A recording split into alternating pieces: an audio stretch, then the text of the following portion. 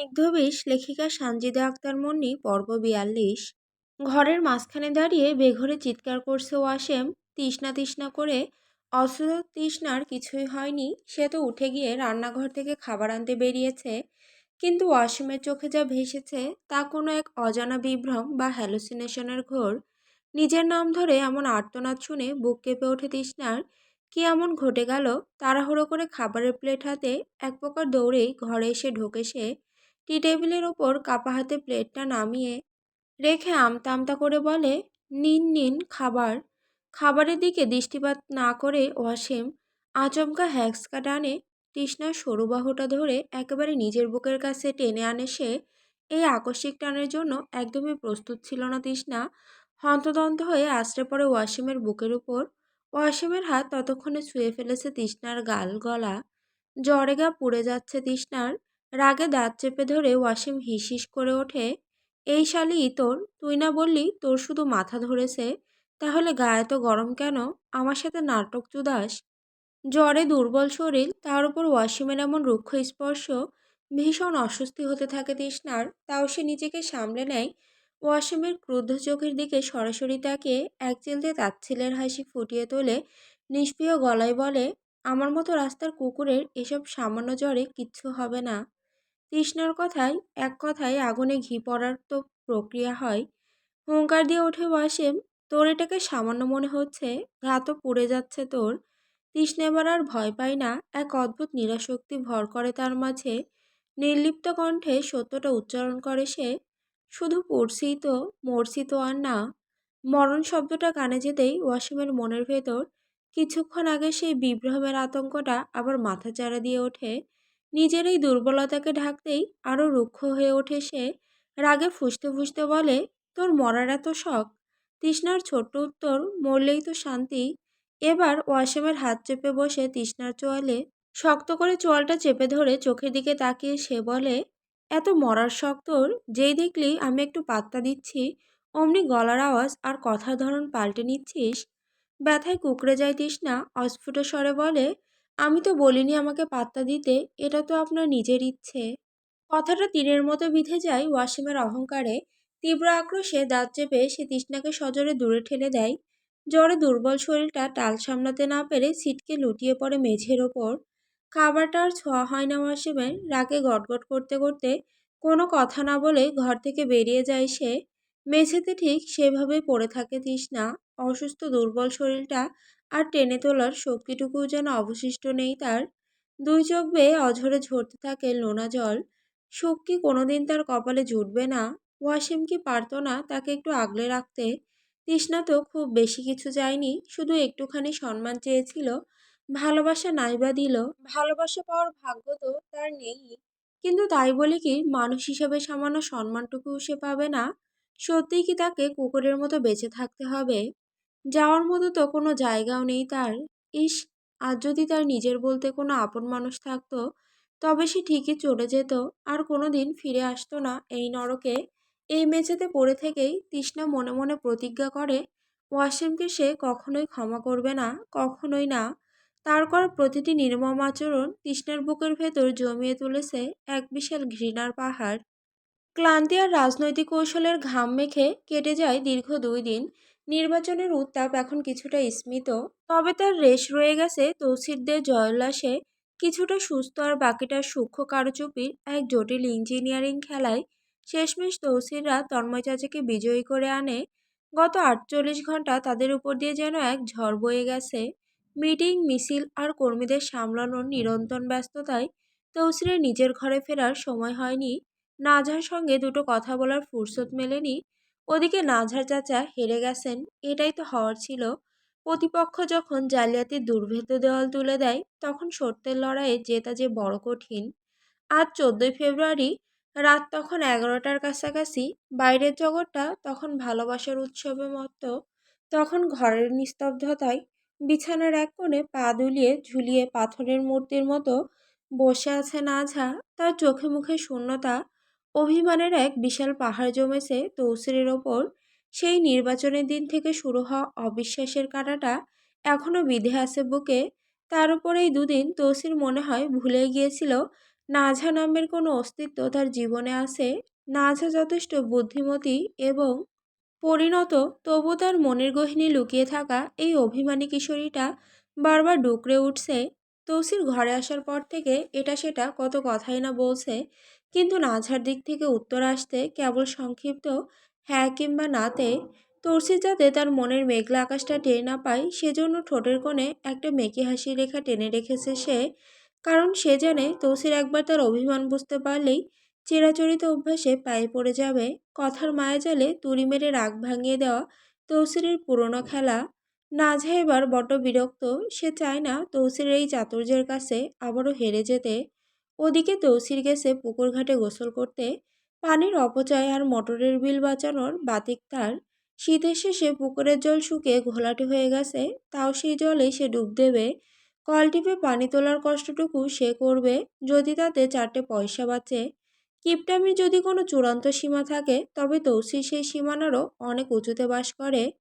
নাঝার ভাবনা সুতো ছিঁড়ে যায়। ভেজা চুলের গামছা ঘষতে ঘষতে তৌসির ঘরে ঢোকায়। গামছা দিয়ে মাথা মুছতে মুছতে সে নাঝার ঠিক সামনে এসে দাঁড়ায়। গায়ে সেই পরিচিত ঘ্রাণ আর ভেজা চুলের আর্দ্রতা ছাপিয়ে তৌসিরের জিজ্ঞাসু দৃষ্টি বিঁধে যায় নাঝার মুখে। সে বলে ওঠে, কি হইল তোমার, এত চুপচাপ কেন আইস? কথাটি বলে মনের ভুলে ভেজা গামছাটা বিছানায় রেখে দেয় তৌসির। তবে রাখতেই ওর মনে পড়ে যায় নাজা এখন নির্ঘাত বেজাতের মতো চিল্লাবে। তাই তড়িঘড়ি করে সরি সরি বলে গামছাটা আবার হাতে তুলে নিতে যায় সে। কিন্তু তার আগেই নাজা গামছাটা নিজের হাতে তুলে নেয়। তারপর ঠোঁটের কোণে এক চিলতে আলতো হাসি ফুটিয়ে বলে, আমি মিলে দিচ্ছি, সমস্যা নেই। এই বলে সে গামছাটা নিয়ে বারান্দার দিকে পা বাড়ায়। তৌসির আগে আঁচ করতে পারছিল আজ এই মেয়ে নিশ্চিত কিছু একটা হয়েছে। ঘরে আসার পর থেকেই সে কেমন অস্বাভাবিক ঠান্ডা মেরে আছে। আর এখনকার এই দৃশ্য দেখে তৌসিরের সন্দেহ একেবারে সুনিশ্চিত হয়। নয়তো এই নাঝা জ্বরে কাঁপা অবস্থায়ও বিছানায় ভেজা গামছা রাখার অপরাধে ঘর মাথায় তুলত। তৌসির আর কালক্ষেপণ না করে দ্রুত উঠে নাঝার পিছু পিছু যায়। নাঝা ততক্ষণে বারান্দায় গামছা মেলে দিয়ে ঘরে ঢুকতে নেবে। ঠিক তখনই তৌসির ওর পট আটকে দাঁড়ায়, একেবারে মুখোমুখি দাঁড়িয়ে। নাঝার চোখে চোখ রেখে কৌতূহল মাখা কণ্ঠে সে জিজ্ঞেস করে, কি হয়েছে তোর? নাঝা কিছুই বুঝতে পারছে না, এমন ভান করে ভ্রু কুচকে বলে, কি হবে? তৌসির এবার নাঝার দুই বাহু শক্ত করে চেপে ধরে আলতো ঝাঁকুনি দিয়ে বলে, কি হয়েছে সেটা ক।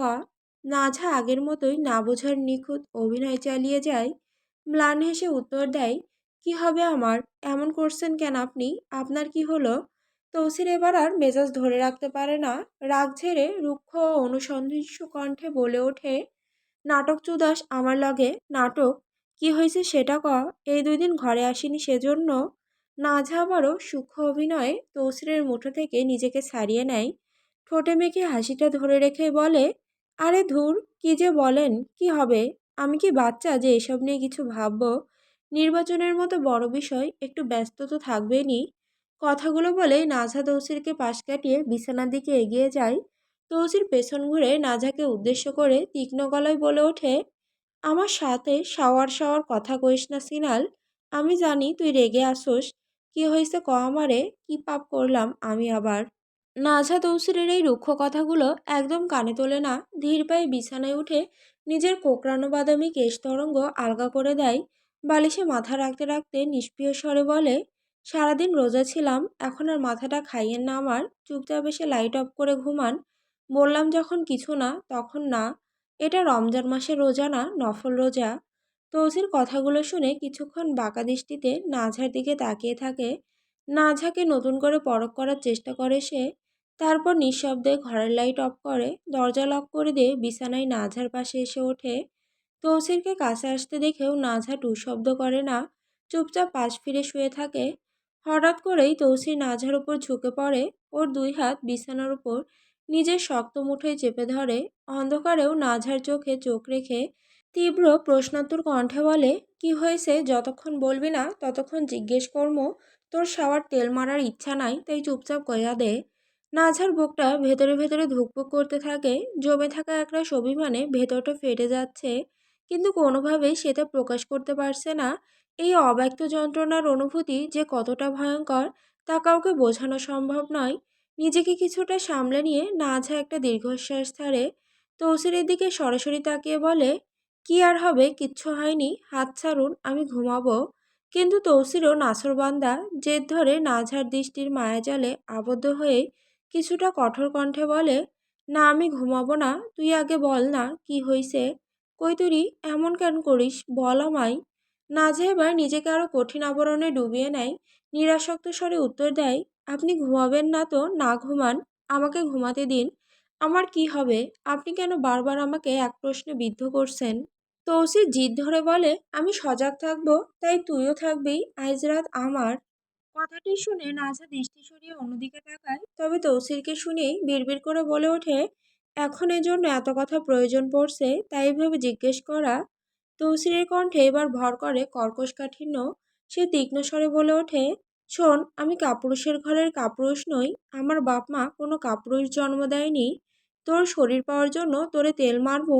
কি হয়েছে সেটা চুপচাপ ক বাইনচুদ, নয়তো কপালে কিন্তু আজ দুঃখ আছে বলে দিলাম। এমন কথা শুনে নাঝার ভেতরটা ক্রোধে ফুঁসে ওঠে। রক্তিম চোখে তৌসিরের পানে তাকিয়ে সজোরে তার বুকে এক ধাক্কা বসিয়ে দিয়ে ক্ষোভের আগুনে জ্বলতে জ্বলতে বলে, কি চাই শুনবেন?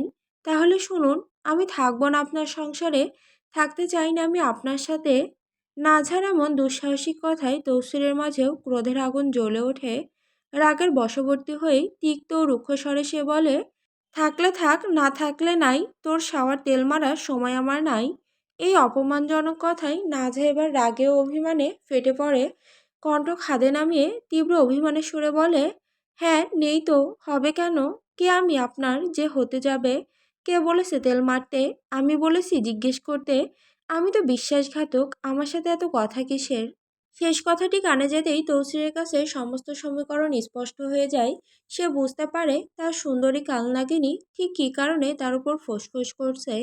নির্বাচনের দিন নিজের আসল পরিচয়ের কথা গোপন রাখা এবং গত দুদিন ধরে ঘরে না আসা, এই জোড়া অভিমানী বুকে পুষে রেখেছে নাঝা। তৌসির একদৃষ্টিতে নাঝার পানে তাকিয়ে থেকে শান্ত স্বরে বলে, আমি সেই দিন নিজের জন্ম পরিচয় নিয়ে কিছু বলিনি, আর গত দুদিন ধরে ঘরে আসিনি, এই নিয়ে এত রাগ তোর, এত রাগ? তৌসিরের পেশির বাঁধন কিছুটা শিথিল হতেই নাজা তাকে ধাক্কা দিয়ে নিজের উপর থেকে সরিয়ে দেয়। বিছানা থেকে দ্রুত উঠে দাঁড়িয়ে নিজের দীর্ঘ কেশরাশি অবিন্যস্তভাবে খোপা করতে করতে সে সামনের দিকে পা বাড়ায়। যেতে যেতেই বলে, আমি নিচে ঘুমাবো, আমি ঘুমাবো না আপনার সাথে। তৌসির কালক্ষেপণ না করে দ্রুত উঠে দাঁড়ায়। হঠাৎ করে গম্ভীর কণ্ঠে বলে ওঠে, তুই জানতে চাস তো আমি কে? তাহলে শোন। কথাটি কানে যেতেই নাঝার পাজোড়া মেঝেতে গেঁথে যায়। সে থমকে দাঁড়িয়ে পেছন ফিরে তাকায়। কৌতূহলী চোখে প্রশ্ন করে, কে? তৌসির একটি দীর্ঘ উষ্ণ শ্বাস ছাড়ে, তারপর নাঝার বাহু ধরে টেনে তাকে নিজের মুখোমুখি দাঁড় করিয়ে অত্যন্ত ধীর কণ্ঠে বলে, এতটুকু জেনে রাখ, আমি রাজার ছেলে, রাজা।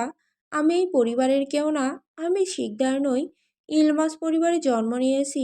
এতটুকু জেনে রাখ, সময় হলে বাকি সব জেনে যাবি। এ কথা শুনে নাঝার চোখে মুখে কিছুটা বিস্ময় ফুটে উঠলেও সে আকাশ থেকে পড়ে না, কারণ তৌসির যে এই পরিবারের কেউ নয় সে সম্পর্কে তার আগে থেকে কিছুটা আঁচ ছিল। নাঝা তৌসিরের চোখের দিকে সরাসরি তাকে শুষ্ক কণ্ঠে বলে, আমাকে এতটা বললেন যদি বিশ্বাস ভাঙি। তৌসির এবার শব্দ করে হেসে ওঠে, আমি তোরে বিশ্বাস করি। নাঝা আবারও পাল্টা প্রশ্ন ছড়ে, যদি আমি আবার পেছন থেকে ছুরি মারি? তৌসির ঠোঁটের কোণে বাঁকা হাসি ফুটিয়ে কটাক্ষের সুরে বলে, তুই আমার পেছনে ছুরি মারলে আমি তোর 14 গোষ্ঠীর পেছনে আক্কাওয়ালা বাস ভরমু, সমস্যা কি? এমন অমার্জিত কথায় মুহূর্তেই নাঝার মেজাজ বিগড়ে যায়। সে চেঁচিয়ে উঠে সজোরে ঠাস করে তৌসিরের গালে এক চড় বসিয়ে দিয়ে রাগান্বিত স্বরে বলে ওঠে, সমস্যা কি আপনার? ভালো কথার মধ্যেই এসব কেন বলছেন? অপ্রত্যাশিত থাপ্পড়টি খেয়েও তৌসিরের মাঝে কোনো ভ্রুক্ষেপ দেখা যায় না। উল্টো সে দুহাতে নাঝার কোমর পেঁচিয়ে ধরে তাকে নিজের আরও কাছে টেনে নেয়। নাঝার কপালে নিজের কপাল ঠেকিয়ে মাদকতাপূর্ণ স্বরে বলে, চলো একটু আরাম দেই তোমারে। রাগ অভিমানের বরফ ততক্ষণে গলতে শুরু করেছে। নাঝাও আলতো করে তৌসিরের গলা জড়িয়ে ধরে বলে, চলুন। তৌসির দুষ্টুমির ছলে আবারও জিজ্ঞেস করে, না করবা না? নাঝা ধীর হাতে তৌসিরের শার্টের বোতাম খুলতে খুলতে অত্যন্ত সাবলীল ভঙ্গিতে জবাব দেয়, না করব কেন?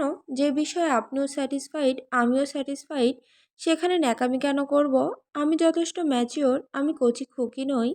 কথাটি শুনে তৌসির ঠোঁট চেপে হাসে, মৃদু হেসে সাবধান করার ভঙ্গিতে বলে, পরে একইরা কাঁদলে কিন্তু আমি কিছু জানি না। নাজহাত তৌসিরের শরীর থেকে শার্টটা সরিয়ে নিয়ে কিছুটা খুনসুটি সুরে বলে, বেশি কথা এগোবেন তো ঘর থেকে বেরিয়ে যেতে হবে কিন্তু, আমার ঘুম পাচ্ছে। তৌসির এক ঝটকায় নাজহাকে নিজের কোলে তুলে নেয়, চোখের দৃষ্টিতে গভীর আকাঙ্ক্ষা নিয়ে বলে, ঘুম মারাইও না, এই দুদিন বহুত ঘুম দিছো। নাজহা দুহাতে তৌসিরের গলা আরো শক্ত করে জড়িয়ে ধরে, তার উন্মুক্ত গ্রীবায় আলতো করে কয়েকটি চুমু এঁকে দিয়ে খিলখিল করে হেসে ওঠে সে। ঘরের জমাট বাঁধা গুমট পরিবেশটা মুহূর্তেই এক উষ্ণ আর প্রেমময় আবহে মিলিয়ে যায়। রাতের নিস্তব্ধতা চিরে ঘড়ির কাঁটা 12টার ঘর ছুঁই ছুঁই করছে। সুবিশাল এই পাটোয়ারি বাড়িটায় আজ শূন্যতা বিরাজ করছে। শীতুজা, ইব্রাহিম কেউই নেই বাড়িতে, সবাই গ্রামের বাড়িতে। আয়রাদও সেই যে সকালে কাজের সন্ধানে বেরিয়েছে, এখনো ফেরেনি, হয়তো কাল সকালে ফিরবে। এই ফাঁকা বাড়িতে তৃষ্ণা আজ বড্ড একা। তার উপর শরীরটা আজ একেবারে বিদ্রোহ করেছে।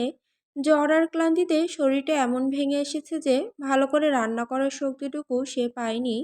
কোনো মতে এক মুঠো ভাত ফুটিয়ে পুরনো তরকারিটা গরম করেই সে নিস্তার খুঁজেছে। এখন ঠান্ডা মেঝেতে একটা পাটি বিছিয়ে নিথর হয়ে পড়ে আছে। কালবৈশাখীর ঝাপটায় উপড়ে পড়া কোনো দুর্বলতার মতো সে মাটিতে মিশে আছে। ওঠার সামান্যতম শক্তিটুকু তার অবশিষ্ট নেই। ওয়াসিমের আজ কোনোভাবেই বাড়ি ফেরার ইচ্ছে ছিল না, কিন্তু বারবার মনে পড়ছিল বাড়িতে আজ কেউ নেই, মেয়েটা একা। সেই অদেখা টানেই তাকে ফিরতে হবে। ঘরে পা রেখেই তার চোখ আটকে যায় মেঝের দিকে। তৃষ্ণার নিথরপ্রায় শরীরটা দেখেই তার বুকের ভেতরটা কেমন করে ওঠে, তবে সে তা প্রকাশ করে না। পায়ের শব্দ পেয়েই তৃষ্ণা ধড়ফড় করে উঠে বসার চেষ্টা করে। তার বিধ্বস্ত রূপ দেখে অসীমের ভেতরে রাগ আর চাপা কষ্টটা রূঢ়তা হয়ে বেরিয়ে আসে। পকেট থেকে একটা ওষুধের প্যাকেট বের করে সজোরে ছুঁড়ে মারে তৃষ্ণার দিকে।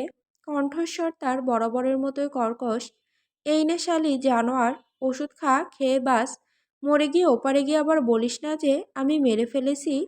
তুই আমার বাড়ির কাজের লোক, তাই এনে দিলাম, ভাবিস না আবার তোর সাথে পিরিত চোদাচ্ছি। কথাগুলো তীরের মতো বিঁধলেও তৃষ্ণা এখন এসবে অভ্যস্ত। ওয়াসিম হয়তো ওষুধটা ভালোভাবেই দিতে চেয়েছিল, কিন্তু তৃষ্ণার করা কোনো এক পুরনো অবহেলার প্রতিশোধ নিতেই সে নিজেই এই নিষ্ঠুর মুখোশটা পরে নেয়। ঔষধের প্যাকেটটা কাপা হাতে কুড়িয়ে নিতে নিতে তৃষ্ণা ক্ষীণ দুর্বল কণ্ঠে জিজ্ঞেস করে, খাবার এনে দেব? ওয়াসিম কোনো উত্তর দেয় না, সে সোজা তৃষ্ণার সামনে এসে হাঁটু গেড়ে বসে। তার স্থির তীক্ষ্ণ দৃষ্টি আটকে থাকে মেয়েটার ফ্যাকাশে মুখের ওপর। তৃষ্ণার লালচে ভেজা চোখ দুটো তার অতি দুর্বলতা আর অসহায়ত্বের সাক্ষী দিচ্ছে। বেশ কিছুক্ষণ একদৃষ্টিতে তাকিয়ে থেকে মন ভরে তৃষ্ণাকে দেখে নেওয়ার পর অসীম শান্ত কিন্তু গুরুগম্ভীর গলায় প্রশ্ন করে, আমি খেয়ে এসেছি, তুই কিছু খেয়েছিস? তৃষ্ণা এখনো একদানা খাবারও মুখে তোলেনি, কিন্তু সে জানে শরীর খারাপের অজুহাতে না খাওয়ার কথা বললে অসীম রেগে গিয়ে হয়তো গায়ে হাত তুলবে। সেই ভয়ে সে চোখ নামিয়ে বাধ্য হয়ে মাথা নেড়ে সম্মতি জানায়, হ্যাঁ খেয়েছি। মুহূর্তে ওয়াসিমের চল শক্ত হয়ে ওঠে।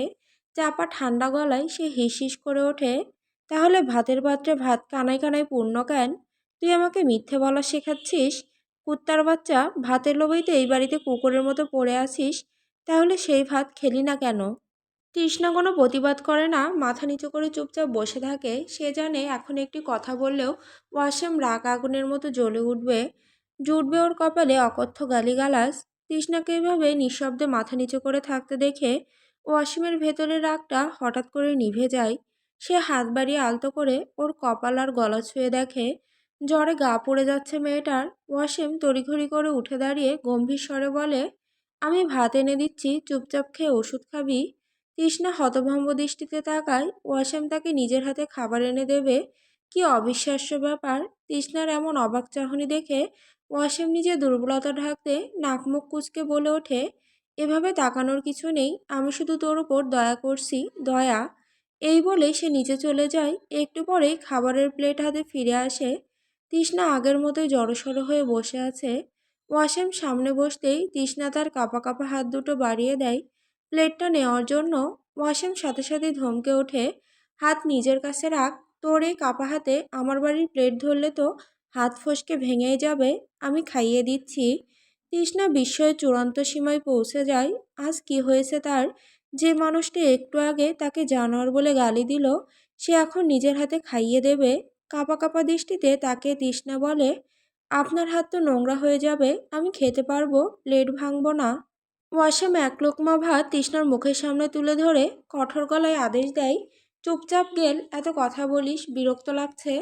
তৃষ্ণা বিসমিল্লা বলে খাবারটা মুখে পড়ে নেয়। ওয়াসিম নিজে হাতে তাকে খাইয়ে দিচ্ছে। এমন মুহূর্ত হয়তো যে কোনো স্ত্রীর কাছে পরম আরাধ্য। কিন্তু তৃষ্ণা বিন্দুমাত্র খুশি নয়। যেদিন থেকে ওয়াসিম এই অচেনা মেয়েটিকে এই বাড়িতে নিয়ে এসেছিল, সেদিন থেকেই তৃষ্ণার মনের ভেতর ওয়াসিমের জন্য এক পাহাড় সম ঘৃণা জমা হয়ে আছে। প্রচণ্ড থেকে প্রচণ্ডতর ঘৃণা। খাইয়ে দিতে দিতেই ওয়াসিম খুব সাবধানে জিজ্ঞেস করে, আয়রাত কি একেবারেই চলে গেছে? তৃষ্ণা মুখ তুলে শান্ত গলায় বলে, আমি জানি না। ওয়াসিম হাঁপ ছেড়ে বাঁচে, স্বস্তি নিঃশ্বাস ফেলে বলে, যাক, জানিস না ভালোই হয়েছে, নইলে এতক্ষণে তুই মৃত হয়ে যেতিস। তৃষ্ণা এবার এক চিলতে তাচ্ছিলের হাসি হাসে। তার শূন্য দৃষ্টিতে তাকিয়ে সে বলে, মৃত্যু আমাকে ঘৃণা করে, তাই সেও আমার কাছে আসছে না। এলে তো ভালোই হতো, তাই না? কথাগুলো শুনে ওয়াসিম একেবারে স্তব্ধ হয়ে যায়। তার বুকের ভেতরটা স্যাঁত করে ওঠে। তৃষ্ণার এই কথাগুলো হুবহু তার দেখা আগের দুঃস্বপ্নের মতো শোনাচ্ছে। তবে কি সেই ভয়ঙ্কর স্বপ্ন সত্যি হতে চলেছে? না, তা কোনোভাবেই সম্ভব হতে দেওয়া যাবে না। ওয়াসিম এবার আর কোনো জবাব দেয় না। সে নীরবে তৃষ্ণাকে খাইয়ে দিতে থাকে। সে জানে এখন কথা বাড়ালেই বিপদ। তৃষ্ণার কিচ্ছু না হোক, সে এভাবেই তার চোখের সামনে থাকুক। চোখের শান্তির জন্য হলেও মেয়েটা বেঁচে থাকুক। ওয়াসিমের নিজস্ব এক বিন্দু চাক্ষুষ শান্তির জন্য হলেও সে দৃষ্টিসীমায় থাকুক।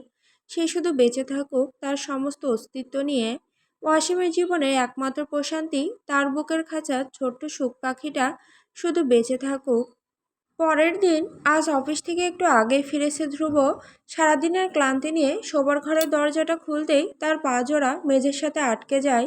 দৃষ্টি স্থির হয়ে যায় সামনের দৃশ্যতে। আয়নার সামনে দাঁড়িয়ে আছে ইকরা। কোথাও বেরোনোর জন্য প্রস্তুত হচ্ছে সে। ইকরা বাইরে যাবে তাতে ধ্রুবের বিন্দুমাত্র মাথা ব্যথা বা আপত্তি নেই। কিন্তু ওর পরনের পোশাকটা ধ্রুবর কপালের ভাঁজ এক নিমিষে গভীর করে তোলে। ইকরা পরেছে একটা কুচকুচে কালো রঙের ক্রপ টপ, আর তার উপরে বোতাম খোলা অবস্থায় আলগা করে চাপানো একটা ওভারসাইজ চেক শার্ট। নিচে ঢিলেঢালা কালো কার্গো প্যান্ট আর পায়ে ধবধবে সাদা অ্যাডিডাসের স্নিকার্স। লুকটা একদমই ক্যাজুয়াল, বড্ড সাধারণ, কিন্তু এই সাধারণ আর ছন্নছাড়া সাজেই ইকরাকে কেন আজ অস্বাভাবিক রকমের আকর্ষণীয় লাগছে। এক অদ্ভুত বুনো সৌন্দর্য ঠিকরে বেরোচ্ছে ওর থেকে। ধ্রুব চাইলেও ওর দিক থেকে দৃষ্টি ফেরাতে পারছে না। তার উপর ইকরার ফেস ফ্রেমিং, লেয়ার্স করে কাটা কালো চুলগুলো আজ খোলা। ঘাড় আর কাঁধ ছুঁয়ে থাকা অবাধ্য চুলগুলো ওর তীক্ষ্ণ চোয়ালের দুপাশ দিয়ে আলতো করে নেমে এসেছে। ইকরার গায়ের রংটা একটু চাপা বা শ্যামবর্ণ হতে পারে, কিন্তু ওর মুখের নিখুঁত গড়ন আর চোখের সৌন্দর্য যে কোনো মানুষকে থমকে দেওয়ার জন্য যথেষ্ট। আজ খোলা চুলে ওর সেই মায়াবী চেহারাটা যেন আরও কয়েকগুণ বেশি মোহনীয় হয়ে উঠেছে।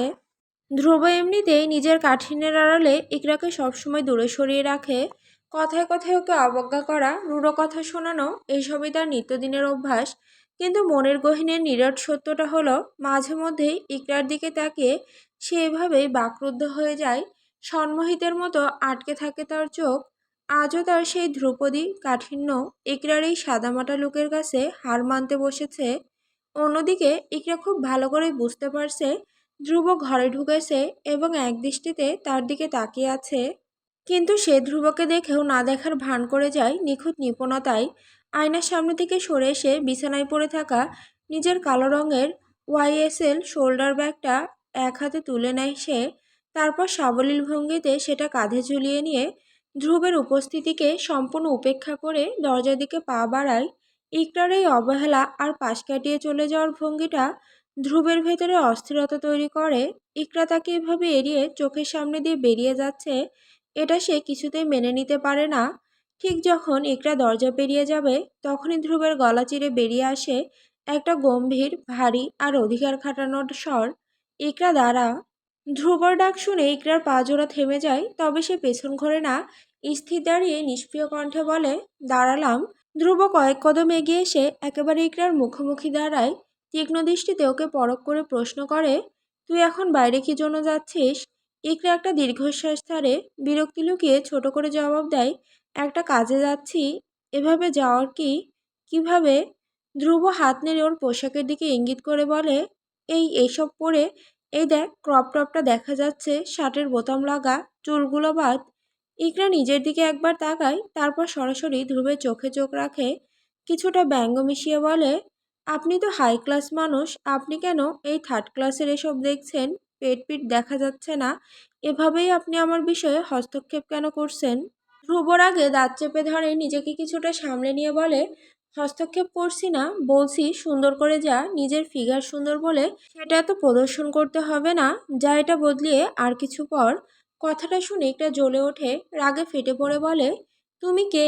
কে তুমি? আমার যা ইচ্ছা পরবো, যেমন ইচ্ছা চলবো, আমার আর তোমার কোনো সম্পর্ক নেই, সেটা তুমি নিজে বলেছো, তাহলে এখন আমার বিষয়ে হস্তক্ষেপ কেন করছো? এটুকু বলে ইকরা ধ্রুবের পাশ কাটিয়ে চলে যেতে উদ্যত হয়, কিন্তু ধ্রুব ওকে যেতে দেয় না, শক্ত করে ওর হাত চেপে ধরে বলে, তুই যাবি না মানে যাবি না? বলেই ধ্রুব ঠাস করে দরজাটা লাগিয়ে দেয়। দরজার সামনে দাঁড়িয়ে কঠিন গলায় বলে, আমি দেখি তুই কি করে যাস। ইকরার আগে ফুঁসতে থাকে, সজোরে ধ্রুবকে ধাক্কা দিয়ে সরিয়ে দিয়ে চেঁচিয়ে ওঠে, সাওয়া সাওয়া করিও না, আমার মিটিং আছে। ধ্রুব একটু না দমে উত্তর দেয়, মিটিং আছে তো যাবি, তবে এভাবে যাবি না। আমি যেভাবে ইচ্ছা সেভাবে যাব, তুমি কি এসব বলার? ধ্রুবর চোখে মুখে এখন এক আদিম জেদ, ইকরার অবাধ্যতা তার ভেতরের ক্রোধকে আরো উস্কে দিচ্ছে। আচমকা ইকরার হাত দুটো শক্ত করে চেপে ধরে সে, হ্যাঁচকা টানে তাকে বিছানায় ছুঁড়ে ফেলে তার উপর ঝুঁকে পড়ে। বিছানায় পড়ে থাকা ওড়নাটা টেনে নিয়ে ইকরার দুই হাত এক করে বাঁধতে বাঁধতে দাঁতে দাঁত চেপে বলে, এবার যা দেখি কিভাবে যাস। ইকরার ভেতরেও এখন জ্বলন্ত আগ্নেয়গিরি, রাগে হিতাহিত জ্ঞানশূন্য হয়ে সে ধ্রুবর মুখে থুতু ছিটিয়ে দেয়, তীক্ষ্ণ গলায় চিৎকার করে ওঠে, ছাড়ো আমায়, আমি এভাবেই যাব।